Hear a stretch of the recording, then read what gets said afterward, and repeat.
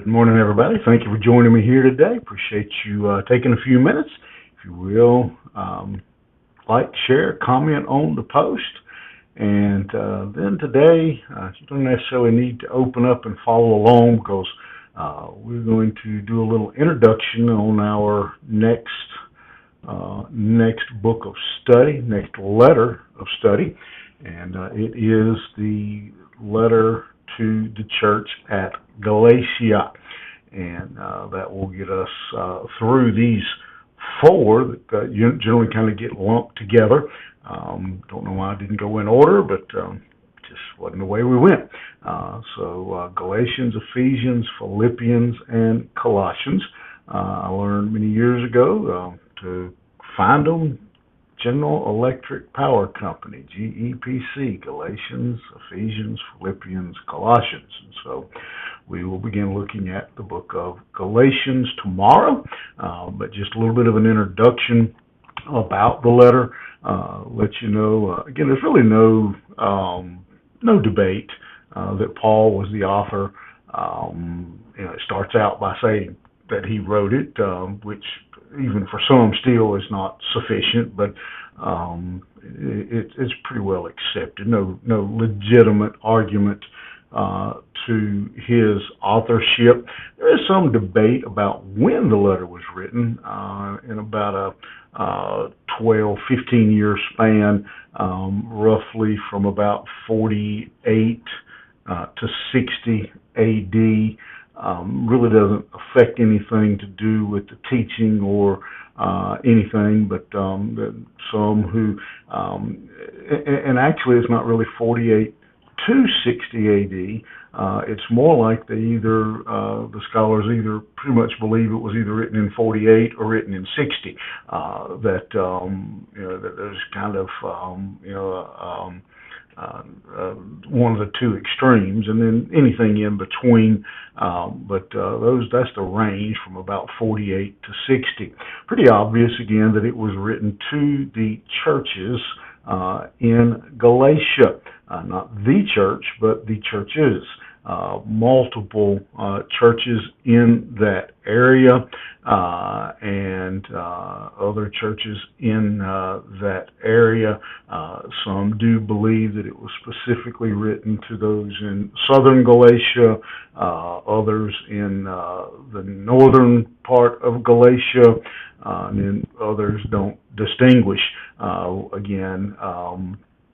We do see in the book of Acts that Paul did spend some time. He did go through the southern portion of Galatia, while we don't have any recorded record of him going through the area of northern Galatia. Galatia is, or was, an area. It is in what we know today to be Turkey. Again, really, almost you could say the birthplace, the cradle of the New Testament church is in the area of Turkey. And just a little side note there, I have read several things that even though Turkey was the birthplace, basically, of the New Testament church, that in today's modern Turkey, there's estimated to be fewer than 1,000 Christians still in Turkey, which again is a stark warning to us. Many areas, United States in particular, we think, we in the area I live in, the Bible Belt is what we call ourselves, but we see that it can change. We're not guaranteed that, and Turkey is certainly an example of that. This letter is written for really the purpose of teaching grace. Paul has, I guess you could say, two real targets here. One of them is, and he deals with it, we'll see tomorrow in the opening verse, dealing with his calling. Paul wants to stress to them that he was not called or appointed by man, but that he was called by God. And so that then forms the basis for his message, which is that salvation is by grace. That is a major message. There were many teaching at that time, as we see in other places in the New Testament, that a person had to be circumcised to be accepted by God. And so Paul is writing to teach against that, and to teach in salvation by grace alone. And so that was, again, his message that he was stressing here in that area. That area. Let me just throw in some of the places that Galatia encompasses were cities that we see mentioned in Scripture: Iconium, Lystra, Derbe.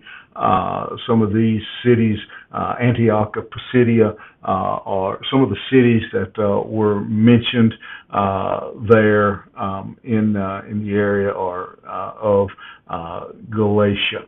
The Galatian church was made up of obviously people from Galatia who seemed to be very, I think the word we might use would be high-strung. They are very emotional, very, they seem to change with a whim. The latest fancy, the latest trend, the latest fad to blow down the pipe, they seem to be caught up in it. They seem to do a lot of arguing, a lot of fighting. They are, like a lot of folks in those days, or even still in these days, really, a very immoral people. They are known for really being interested in strange things. They just weird things. They were known many times for their worship of nature, of that kind of worship. Then there's a lot of Jews mixed into that area, a lot of Greeks mixed into that area, so it was kind of an odd combination of people who brought a lot of pre-existing beliefs to the table. And so now we, in addition to all the beliefs they brought in, now we throw in Christianity as another. And so you can see that there was quite the tinderbox just waiting for someone to light the fuse. So that's a little bit of an introduction. We'll probably touch on a few other things as we go into the letter. But again, main thing that we're going to be looking at, that Paul's going to be stressing, again, first of all, based on his calling, that he was generally on a mission from God, but on that mission then was his purpose for that mission was then to teach people that salvation is not of works, but it is of grace. And again, that's still a very important message that needs to be proclaimed in our world today. And so we'll jump in there tomorrow. If you want to go ahead and read ahead, get a little bit of understanding of where we're going, it'd be great. But we'll jump back in tomorrow, beginning in the first chapter of the book of Galatians. All right. Have a great day. We'll see you here Friday morning.